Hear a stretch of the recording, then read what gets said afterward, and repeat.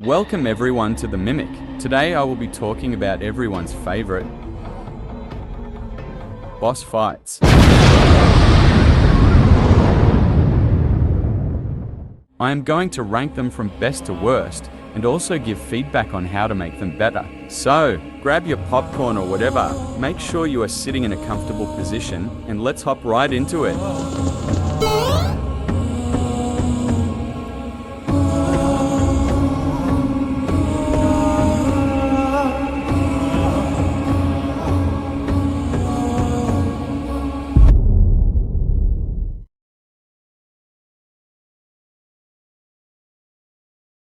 I am going from best to worst because there is a lot of stuff that I want to say about my least favorite one. So, my personal favorite boss fight is the epic snake. Congrats, you get a trophy. Okay, so what makes this one my favorite? Let's make for categories: concept, gameplay, difficulty, and music. So, let's start with the concept. In this boss fight, you shoot her with the cannons, and when she tries to attack, just shoot her and tell her to stop. Pretty cool and simple, so I will give it an 8 out of 10. Okay, so the next one is gameplay. The gameplay isn't anything crazy, but it's kind of fun. For example, when she bites the ship and you need to shoot her before she totally destroys the ship, I really like that. She only has 3 attacks: the one where she bites the ship, the one where she rams towards the and the one where she shoots the laser from her mouth. I actually don't really like the laser attack because it's barely dodgeable, so most people just ignore it and stand still. So I'll give the gameplay a solid 7.5 out of 10. Nice. The next one is difficulty. The boss fight is not hard once you get used to it. It took me 4 minutes and 14 seconds to beat it, but I had some problems when I tried to win it for the first time. And I also died here once in nightmare mode because I wanted to try to dodge the laser, but instead I got hit by it twice as much than just standing still. And yes, that killed me. So I give it a 4 out of 10. Now the music. The song that plays in this boss fight is called Serpent of the Sea, and it is awesome. I really love this song and it fits with the boss fight really well. I give it a 9 out of 10. So these are my final scores. Now it's time for the second best boss fight. The thing that nobody ever wanted. You get a different trophy. Okay, let me explain why it's, in my opinion, better than others. So let's start with the concept.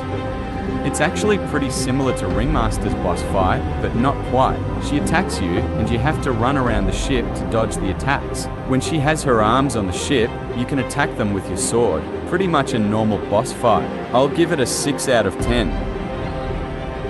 Now, the gameplay. I gotta say, I find this boss fight pretty fun. She has lots of attacks, and some of them are pretty unique. Let's go through all of them. The one where she slams the front of the ship, one where she starts at the back and slowly makes her way towards the front, hitting everything her way. The one where she puts her arm down and goes to the front. The one where she puts her arm down and goes to the back. The one where she shoots something to your location and it creates a small puddle.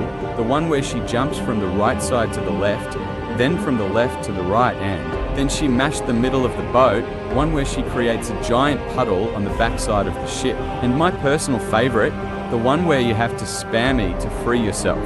I give the gameplay an 8 out of 10. Okay, now the difficulty.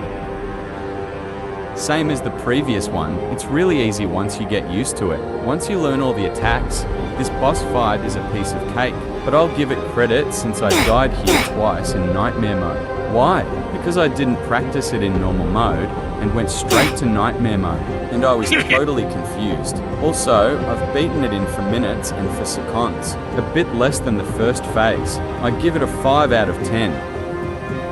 Finally, the music. The song in this boss fight is called Izamu, Serpent Slayer, and it's pretty cool, but I don't think it beats Serpent of the Sea. I'll give it an 8 out of 10.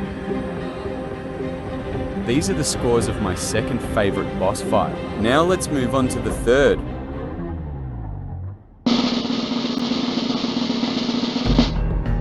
Wait, what? I didn't mean this. Saigomo.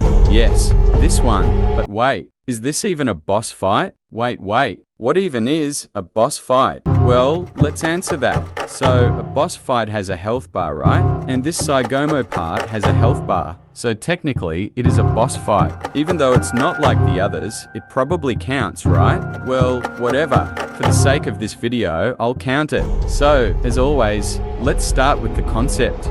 This concept is really awesome. You have to slay her hearts while she is roaming around the map. I really love this because this is what the Mimic is about. Running around the map while doing an objective.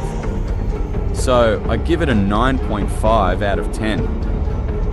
The gameplay. This boss fight is really nice, if it even counts as one. But anyway, you just hide in lockers, waiting for her to pass or just listen to her humming. And hide when it's close. I really liked this part when there were 7 hearts, but since now there are only 3, it's pretty forgettable. I give it a 6 out of 10. Oh, the difficulty. This part was pretty hard when there were 7 hearts, but now it's not as hard, but still a bit. If she sees you once, there's a high chance you're dead. It took me 1 minute and 56 seconds, but I was pretty lucky since she only chased me once, and that was at the end, so I made it just in time. Also, a glitch happened to me where the chase music would still play, even though I have already won the part. So, I give it a 6 out of 10. The music. Well, this is the only one that doesn't have a boss fighty song. The only song is the chase theme, which is Samar's World, but slowed down. It is a bit too calm for a chase theme, so I'll give it a 4 out of 10. Okay, so that's it for this boss fighty, non-boss fight. Let's move on. At 4th place is the Ringmaster, but even if he made it this low, it doesn't mean his boss fight is bad. In fact, all of these boss fights are great, but I like some more than others. Well, let's see what this guy has to offer. As I said before, it's kind of similar to Nagis's second phase, but not quite, because this guy also has a bar of fatigue.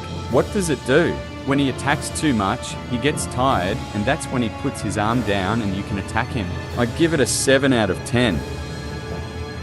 Now, the gameplay. What also makes it differ from Nagis's is that the attacks are marked on the floor, so you always know where he's going to attack next, which is great, and he also has lots of attacks. One where he slams the right side with his arm, and also one on the opposite side.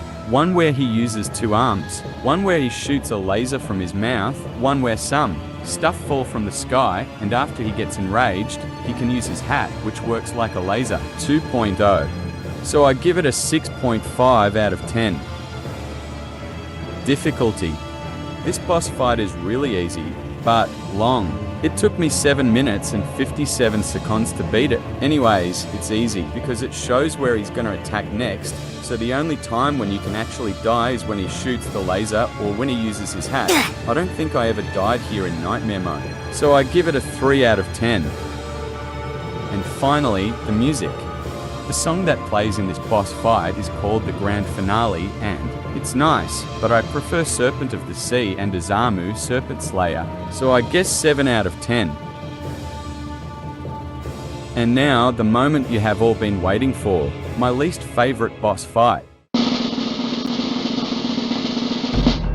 Saigomo. But why? Why is it my least favourite? Well, I'll explain. The concept.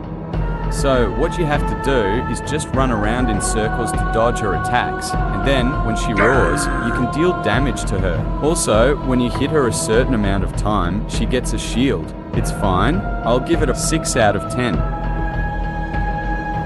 The gameplay. Well, the gameplay is fine, except for a few problems. 1. The hitbox. When she roars, you can hit her, right? Nah, the hitbox is so weird that most of the time you'll get 1 hit, and if you're lucky, then 2. But of course, sometimes the hitbox is fine and you can hit her a lot of times. Anyways, the second thing.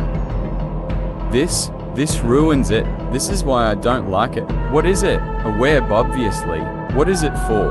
Well, when she roars, it's not like she's stunned. So she has an ability which is, if you don't move, she webs you. It's a really awesome concept, but for example, you're pressing A, then you want to switch to D. So you lift up the finger from the A and press D. And those few milliseconds of not pressing anything counts. And when I want to get webbed for fun, I stand still the whole time, and it doesn't count. So do I like this boss fight? Yeah, it's awesome. But those two things are pretty annoying. So I give the gameplay a 5 out of 10. Difficulty.